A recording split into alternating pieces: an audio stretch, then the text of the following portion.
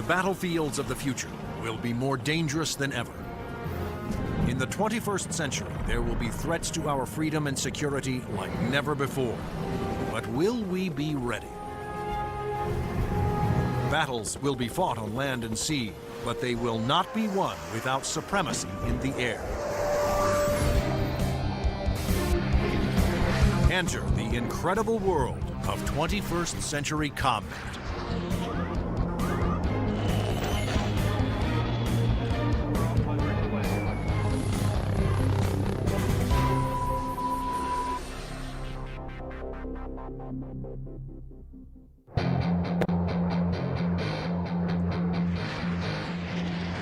Air power is the dominant strategic force. It's air power that lets you influence events and respond to events quickly. It's air power that lets you fight a war without putting hundreds of thousands of people on the ground. To date, Air Force F-15s have won more than 150 dogfights against enemy fighters without a single loss. And the Navy F-18 Hornet is widely recognized as the world's best carrier-based fighter bomber. But in the future, neither the F-15 nor the F-18 will be able to survive against deadly enemy anti-aircraft missiles. Surface-to-air missiles, or SAMs, are going to represent the biggest threat. Those very formidable systems developed in Russia or China will have to be taken out of action very quickly in any future conflict. The fighter of the future will need to be stealthy to slip past enemy radar. It must be able to take out anti-aircraft installations. And it must out-dogfight any enemy fighters that get in the way.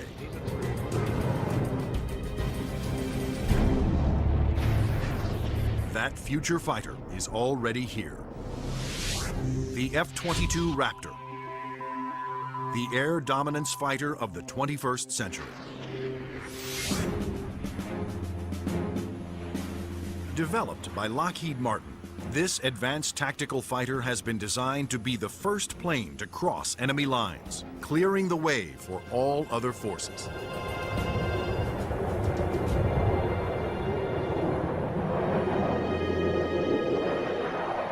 The F-22 is both an air-to-air fighter and an air-to-surface fighter, so it can drop precision weapons. That means it'll be able to go in early in a conflict, knock out all the air defenses that an enemy has, and also take out certain ground targets.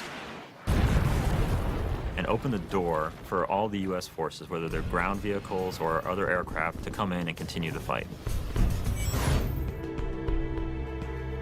The development of the F-22 Raptor first began in 1985, when the Air Force requested proposals for an advanced tactical fighter jet to replace the F-15 air superiority fighter. Military planners feared that the F-15 would not be able to counter new air and ground threats on the horizon. The result was the creation of the F-22. The capability of the aircraft is a quantum leap above what exists right now, and it's going to take air power and revolutionize it into a whole new world. In the battles of the future, stealth will be critical for all new fighters to avoid being seen by enemy radar. Non-stealthy aircraft just will not survive in the air battles of tomorrow. Stealth technology was created to counter advances in radar. Radar works by sending out radio waves and measuring the amount reflected back to determine the distance, speed, and course of an object. But stealth aircraft are designed with surfaces that deflect radio waves away, making them nearly invisible to radar. The world's first stealth production aircraft was the F-117 Nighthawk.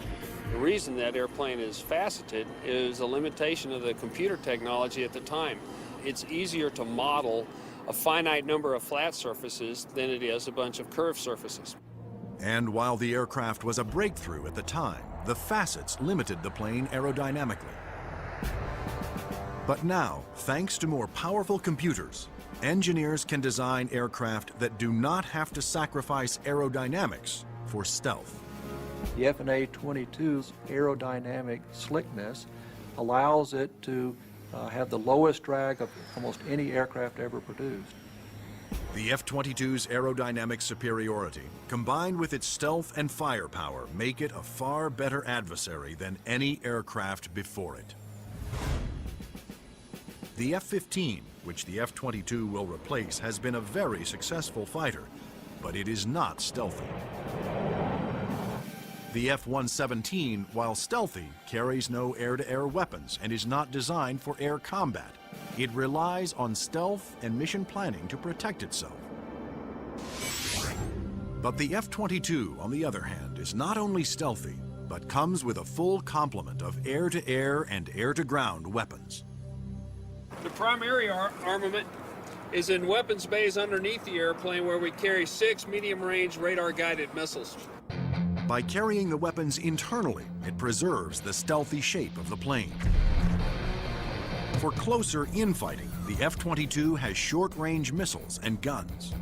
Behind these two doors right here is the side weapons bay. This is where we carry a heat-seeking missile.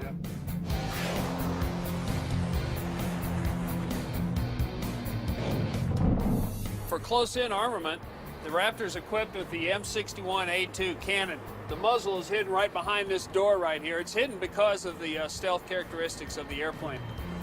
Cannon carries 480 rounds and is capable of shooting 100 rounds a second. The F-22's advanced weapons systems will make it a formidable interceptor, as will its unique ability to find enemy aircraft without revealing its own position. When other planes use their radar, they become visible to every other radar system in the area. But that's not the case with the F-22. Perhaps the highest tech part of the airplane is the radome itself. Not only does the radome have to be stealthy, but it has to be able to transmit and receive its own radar signals. How the F-22 radar achieves that remarkable feat is classified. But what is known is that the F-22 can see enemy aircraft at a distance while remaining invisible to them. The first time that the bad guys will really know there's an F-22 in the area is when one of them blows up. Along with its advanced radar system, the F-22 is the first fighter to have Super Cruise, the ability to travel faster than the speed of sound without using its afterburners. A jet's afterburners boost speed by pouring fuel directly into the hot blast of the engines, adding fiery extra thrust. But afterburners are also wasteful, consuming enormous amounts of fuel, dramatically affecting the range and duration of a plane's mission. But the F-22 doesn't have that problem. Without using afterburners, it can supercruise at an incredible 1.5 times the speed of sound, over 1,000 miles per hour. This is all about our pilots being able to go fast, minimize the amount of time they are exposed to any threat, do the mission that we've sent them to do, turn around and come home safely. The F-22 is presently the only fighter in the world with supercruise, but it wouldn't be possible without a very unique set of engines. The goals for Pratt & Whitney were to provide a transformational engine that the Air Force needed, one that was stealthy, maintainable, and fast. The F-119 PW-100 was developed by Pratt & Whitney after years of research. It sets the new standard for jet engines. Along with its incredible supersonic ability, the F-119 incorporates thrust vectoring. Here we are at the rear end of an F-A-22 Raptor. First thing you'll notice are the nozzles for the F-119 engines. In flight, during a maneuvering dogfight, they actually move up and down and vector the thrust of the engine to provide maneuverability. It helps us turn inside any foe, maneuver at low or high speeds to outmaneuver another airplane or potentially an enemy weapon that's headed towards us. The F-22's stealth, supercruise, and vector thrusting are impressive breakthroughs, but its most outstanding feature may be its ability to nearly fly itself through advanced computerized controls. It relieves the pilot of all the duties, gives the pilot total freedom to just look out engaged in the combat scenario. In addition to monitoring its own performance, the F-22 constantly gathers data on other aircraft in the combat area and presents the most important information to the pilot. We're going to have information passed to us from either unmanned vehicles or from off-board sensors so that we can integrate data and use that information for targeting. And it's the way that we are driving our forces in warfare. We are much more integrated with both other services and with other platforms, and the F-22 fits right into that concept. The F-22 Raptor's total package of avionics, stealth, supercruise, and thrust vectoring make it the most technologically advanced fighter today. I've never been in an airplane that accelerates as fast, that's as agile, the ability to turn very sharply, and it just brings a great combination of the speed, the stealth, and the avionics to the fight that nobody else is going to be able to touch. But there will be future competitors, like the Russian Sukhoi 37, which features thrust vectoring and a radical forward swept-wing design. And the fifth-generation MiG, the 1.22, which some have nicknamed the F-22ski. The Russians are still very active aircraft developers. They've got a variety of technologies that they're continuing to improve upon and that can be made available to our future enemies. And so that's why we have to stay on top of the technology that we are developing and make sure that it is able to take out anything that other countries develop. When you look at the adoption by China of the Su-27 and the fact that it'll probably be modernized and improved, that brings up the need for more advanced fighter aircraft in the US.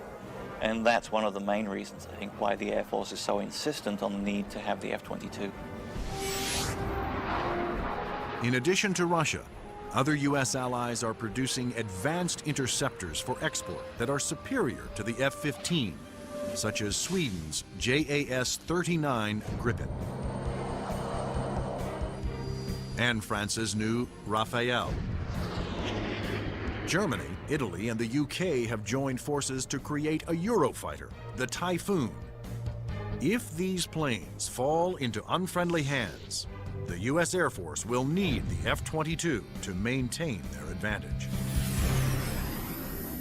We're always going to go into war wanting to have that air dominance, and the F-22 is going to be the big boy on the block that can help us to do that. In future combat, the F-22 is to be joined by another stealthy aircraft, the F-35 Joint Strike Fighter, the ground attack bomber of the future. Designed for the U.S. Air Force, Navy, Marines, and Britain's Royal Navy, the question is, will it work for every user?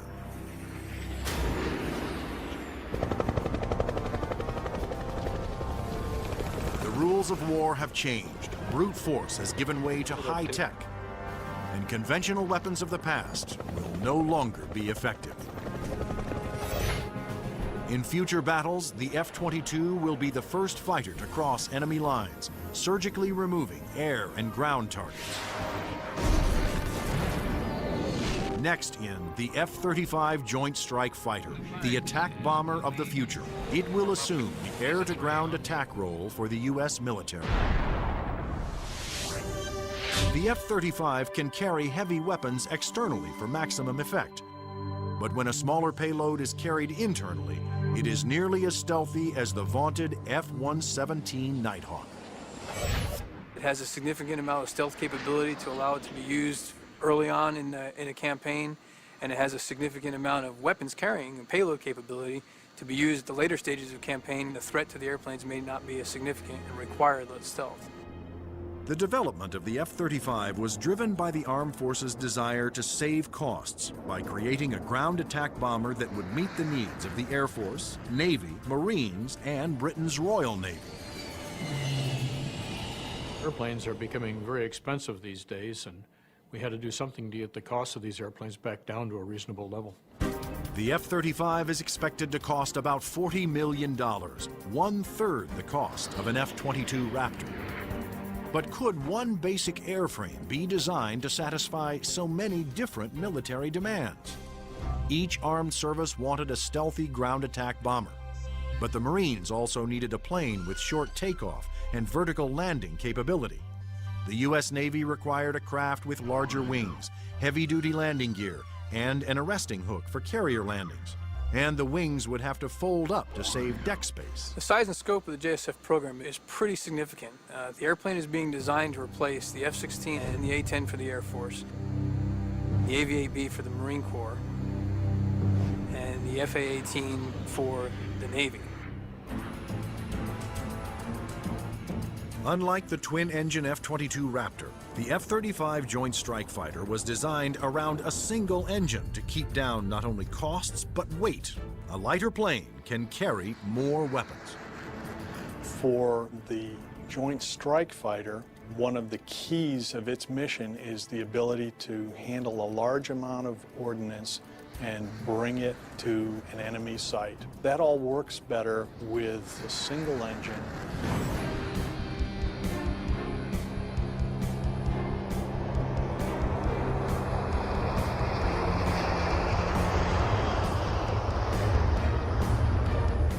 The Air Force version of the Joint Strike Fighter, the F-35A, made its first flight attempt on October 24, 2000. Tom Morgenfeld, who had been a test pilot for the F-22 Raptor, was at the controls. Well, a million things are going through your mind. Your eyes are everywhere, you're listening, you're watching. Your senses are tuned to an incredible level because you're sensing and feeling the airplane for the very first time.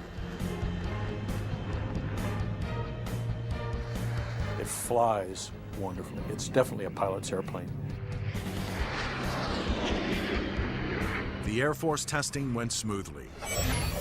Next, a Navy version was built with heavy-duty landing gear and wider wings for the slow speeds needed to land on carriers. Navy test pilots flew touch and goes, demonstrating the F-35's ability to land within the space of a carrier's flight deck. But the most difficult challenge still lay ahead for the F-35 program. The Marine Corps needed a version that could perform short takeoffs and vertical landings, STOVL for short. The STOVL capability is extremely important to the Marine Corps because the airplane can go just about anywhere that the rest of the forces can go. It's not limited to needing a large runway. It doesn't need a really big ship to operate off of. Engineers at Lockheed Martin, the designers of the F-35 Joint Strike Fighter, took a hard look at the AV-8B Harrier, the STOVL fighter that the new aircraft would have to improve upon. The Harrier is a great airplane if you look at the fact that it's basically 1960s technology. It's achieving all those wondrous STOVL flight sort of maneuvers without the aid of a lot of computers.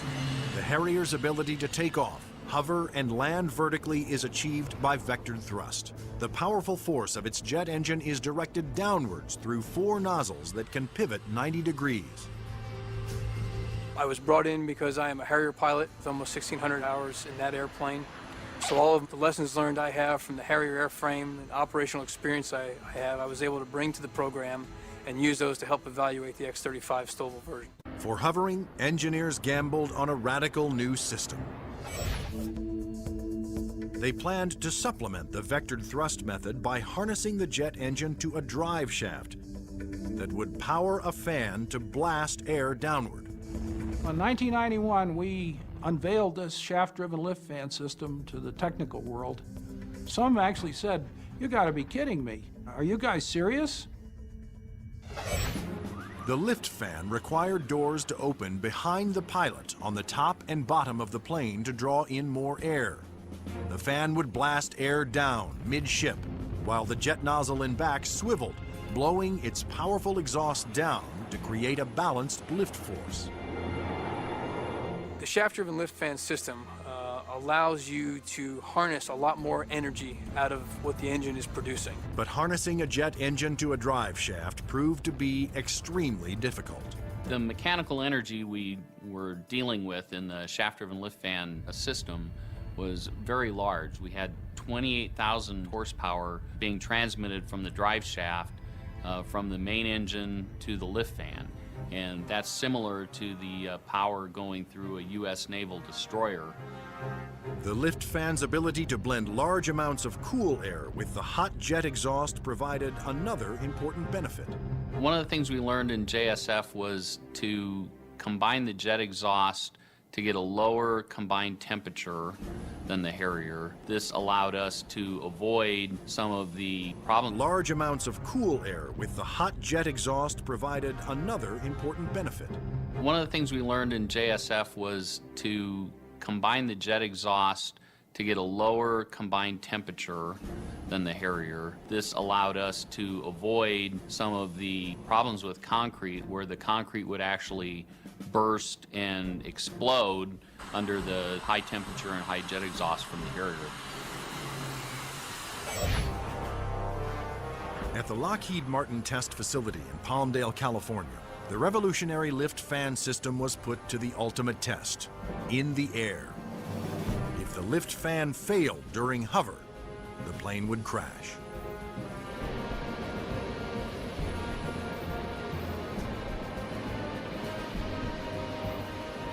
It made its first flight in 2001, and it was a complete success. And at that time, I didn't hear any more from the people who'd been saying for years, this thing will never work. It worked. Now, all three versions of the F-35 for the Air Force, Navy, and Marines are being developed and further tested for mass production. The United States, Britain, and their allies are expected to order more than 4,000 Joint Strike Fighters, which will replace most American-built fighter bombers in use today. The handling qualities and performance are stunning. It really is a pilot's airplane. It sort of makes you feel like a little boy. You want to take it home and tuck it under the pillow with you at night. It's just a pilot's airplane. In future air conflicts, the F-22s will be used to establish air dominance.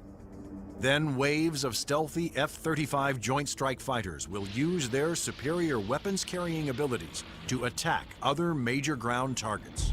The Joint Strike Fighter is going to be the backbone airplane for hauling freight. It is going to be the muscle part of sustained forces. Commanders can also alter an F-35's mission in the air as situations change during the battle. There are a variety of ways for the F-35 to bring in information from external platforms, other airplanes flying around the battlefield, satellite-based assets, ground-based assets. All that information can be presented to the pilot in the cockpit and allow him to be more of a tactician and manage the tactics of the game that day instead of worrying about the nuances of flying the airplane. The pilot's job will be to supervise the process of identifying the target and then to give consent for weapons release.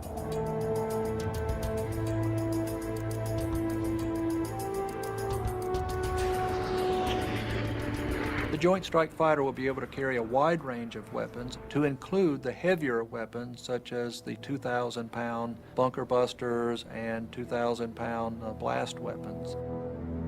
The Joint Strike Fighter's 1-ton bunker busters and blast bombs will be guided to their targets with pinpoint precision by JDAM tail kits.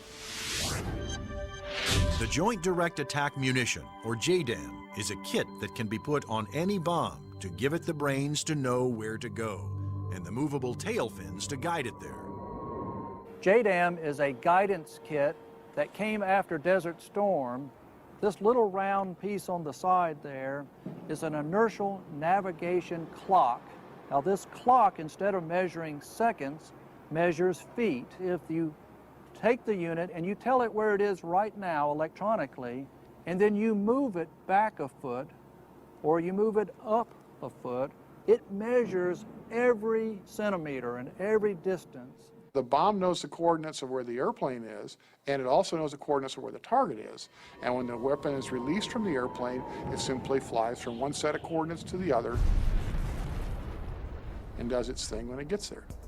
Because a JDAM is directed by GPS, or Global Positioning Satellites, it can hit targets regardless of visibility. The way we use it is by employing it against targets that we cannot normally see visually, whether it is due to weather, smoke, haze, or just some sort of other thing that's obscuring the target.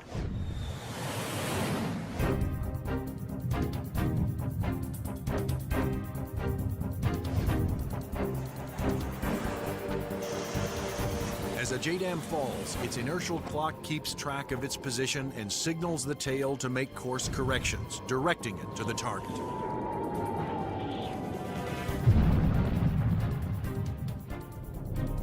The accuracy of new weapons like JDAMs will reduce collateral damage. It also makes the F-35 an even more formidable weapon system. The new weapons such as JDAM really reduce the need for the number of sorties, and that reduces our risk because we're not exposed to enemy threats as often. The F-35's combination of advanced weapons, avionics, and stealth will help it ensure its success over the battlefields of the future. U.S. military planners wondered if these same features could be utilized in a helicopter. They wanted a stealth helicopter. But could it be done?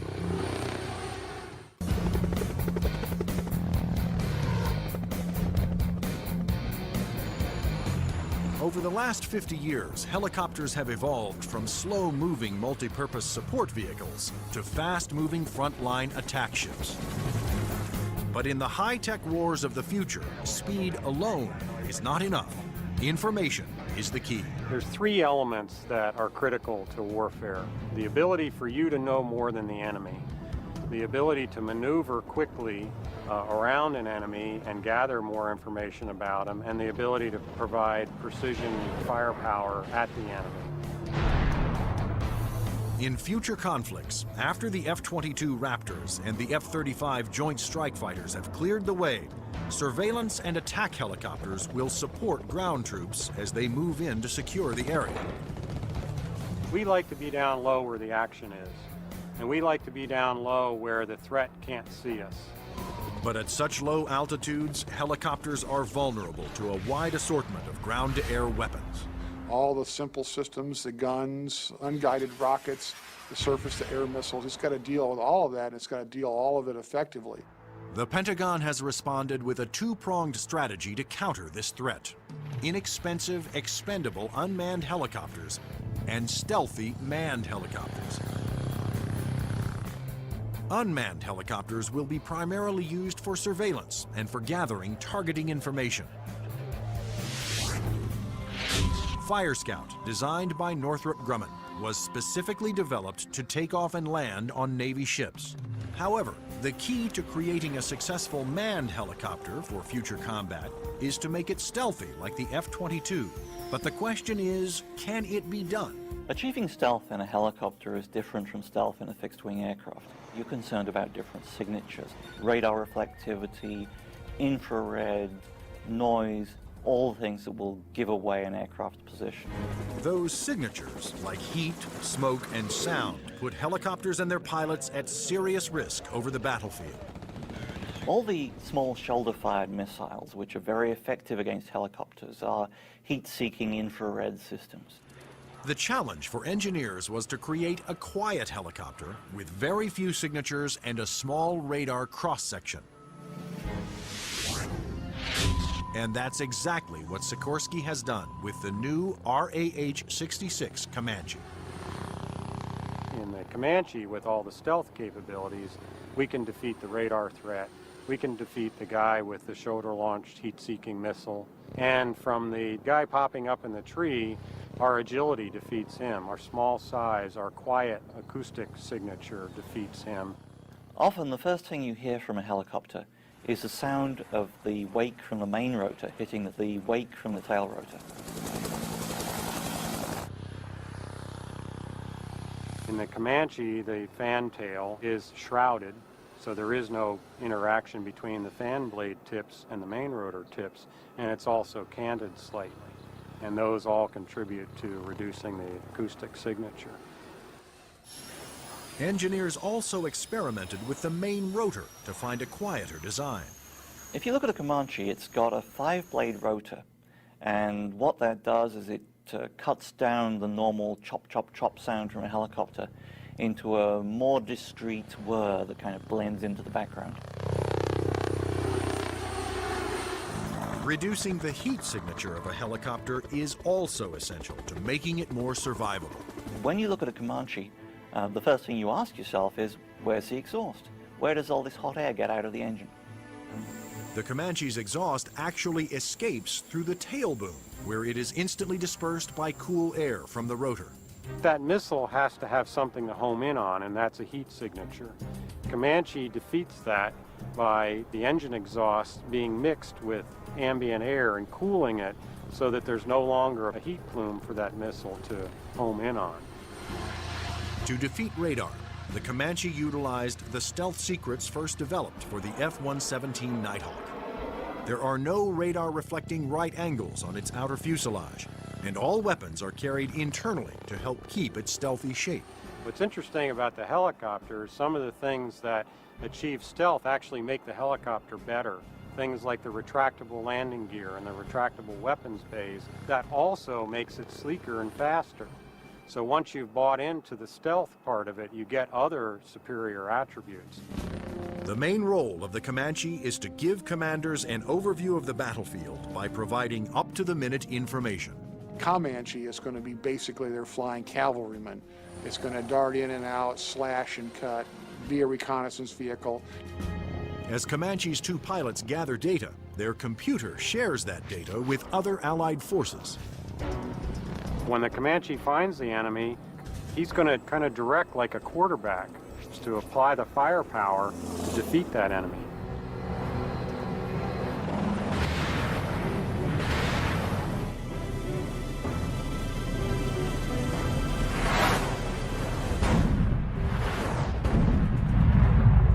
Engineering advances have also made the Comanche one of the easiest and most forgiving helicopters to fly.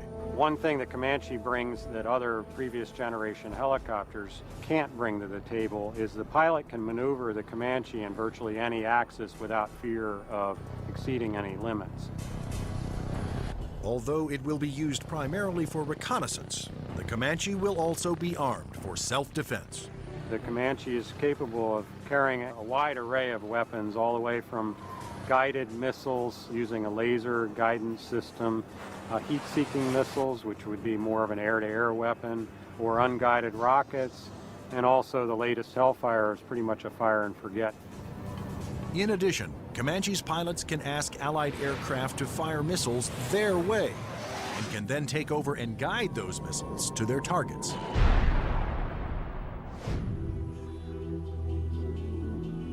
If the Comanche is hit, its computer system can often fix itself by reassigning vital functions to undamaged computer cards.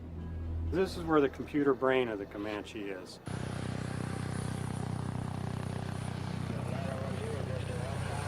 In support of its reconnaissance mission, Comanche can control as many as 5 unmanned aircraft. When the Comanche may be employed, it may have little vehicles that it launches out, so it has its own little eyes over the hill so it can see what's going on without putting itself at risk.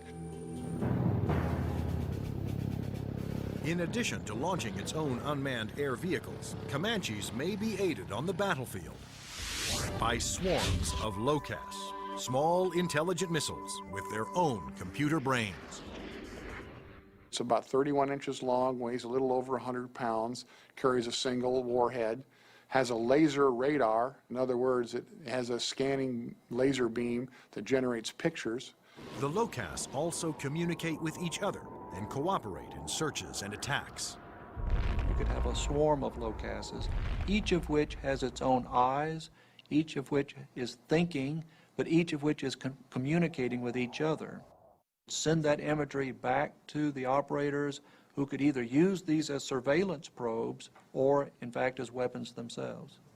Weapons like LOCAS reflect the trend toward electronically linking all Allied forces and weapons so that information can be shared and used by all.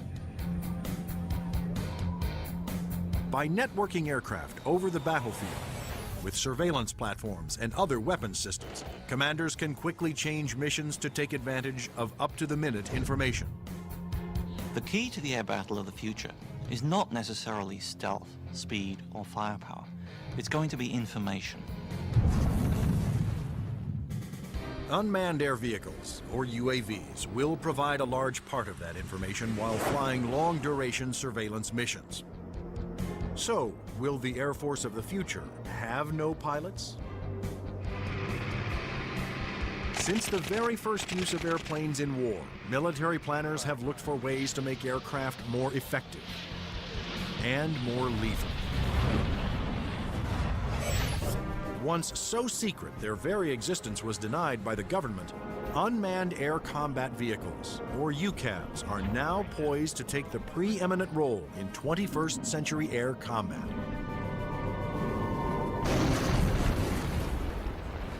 UAVs are certainly going to change air power in the 21st century. You can see it starting to happen today, but what we're looking at now is just the beginning, because there's going to be more of them, and they're going to be better.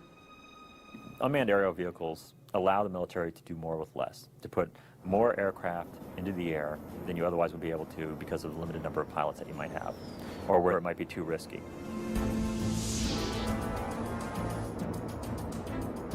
In the future, aircraft that have no pilots on board will carry out the most dangerous combat missions.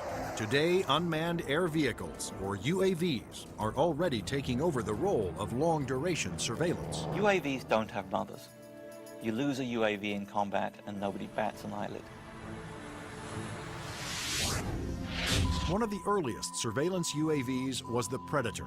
It was developed in the early 1990s. When you look at Predator, basically they start off as being long-endurance systems that can really persist over the battlefield.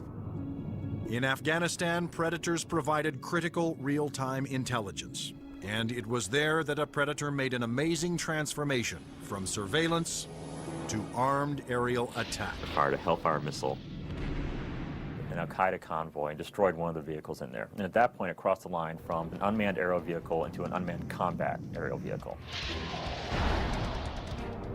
Today, the new Predator B can carry up to 10 Hellfire missiles. Of course, its primary mission is still what the military refers to as ISR, or Information, Surveillance, and Reconnaissance. It's basically a poor man's satellite. I mean, you can bring it in and let it dwell in an area. UAVs transmit important visual information to battlefield commanders via satellite or other data links. Once targets had been located, identified, and cataloged, these could be disseminated to other weapons or weapon systems. Reconnaissance UAVs have multiple ways of conducting surveillance. On clear days, they use specially stabilized optical lenses that can zoom to high magnification. At night, they use infrared, and under adverse conditions, they use synthetic aperture radar to pierce the thickest clouds, sandstorms, or oil field smoke. When the radar is reflected back, it can also be used to create a 3D image of objects. If the enemy chooses to use countermeasures or decoys or deception techniques, having to beat 3 systems is a lot harder than 1. The success of the Predator paved the way for the development of an even more advanced high-altitude jet-powered UAV by Northrop Grumman.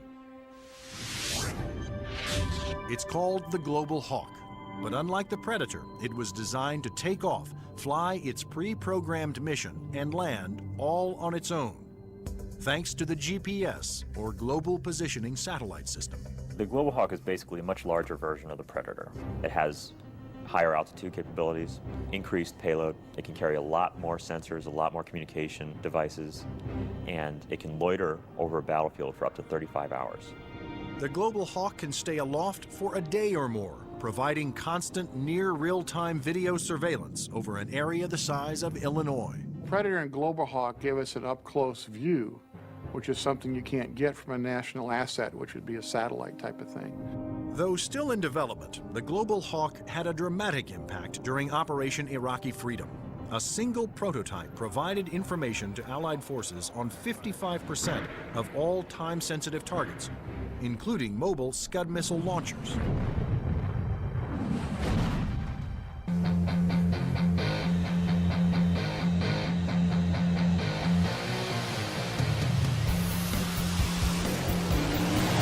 Like the Air Force, the Navy wanted its own autonomous UAVs. However, designing one to take off and land on an aircraft carrier was a tremendous challenge. But the engineers at Northrop Grumman were up for it. In the summer of 2000, they began working on the X-47 Pegasus. The hardest part of the Pegasus program was definitely the flight controls. Getting on and off an aircraft carrier, of course, is one of the toughest design problems for an aircraft. And doing this with a tailless vehicle like Pegasus certainly was the toughest problem we had. That problem was solved by using 6 innovative surfaces to make the plane climb, descend, and turn. This surface just rotates up. The elevon, of course, both up and down, and then there's another inlay on the lower surface as well. The first flight of Pegasus, the demonstration was very, very successful. It lasted approximately 12 minutes. There was no human in the loop. But could Pegasus, without any human assistance, land within the tiny space between the arresting cables of an aircraft carrier? The engineers came up with an ingenious way to find out. And we actually glued a small paintball down under the bottom of the hook so we could get a clear touchdown point. That was quite an achievement that we're very proud of.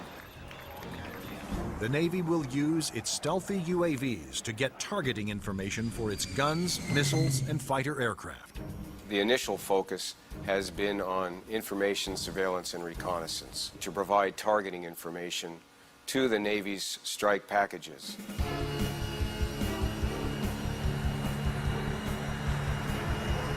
But many future UAVs, such as Boeing's X-45 unmanned bomber, will be heavily armed. Although flying pre-programmed missions, armed UAVs will still need human permission to fire. It has to know where friendly forces are on the ground, where civilians might be, where collateral damage, i.e. hitting a church or a mosque, might be an issue. So there is an element that we always retain where a human in the loop is important. You can have a weapon that's doing its own surveillance and has its own ability to engage a target. And that gives you a level of dominance that we're just emerging on right now. In the not-so-distant future, there will be even more radical aircraft and airborne weapons systems. Everything from electromagnetic pulse weapons to powerful airborne lasers to hypersonic aircraft that can fly to anywhere in the world in 2 hours or less. But how soon will these high-tech secrets become a reality?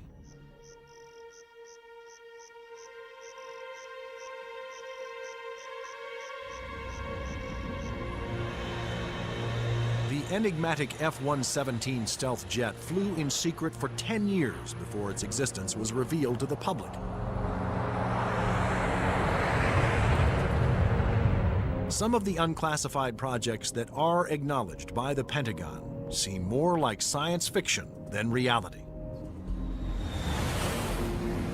The military is designing a weapon system designed to neutralize an enemy encampment or factory without destroying it and scattering nuclear, biological, or chemical materials. Electromagnetic pulse, or EMP weapons, will blast a highly concentrated magnetic field towards its target, overloading and destroying any electrical components. The small electromagnetic pulse weapons offer some pretty startling capabilities. You can essentially completely destroy an enemy's electronic infrastructure in a very precise way. You can fly over a small facility, only a couple of acres, fire it, and suddenly none of their computers work, none of their weapons work, none of their electronics at all will work. Researchers are also experimenting with an airborne chemical laser. An entire aircraft has been turned into a chemical energy plant that points that laser at a target and burns through missiles. This aircraft will fly at higher altitudes and will primarily be used for Scuds or for ballistic targets that would be fired from one country to another.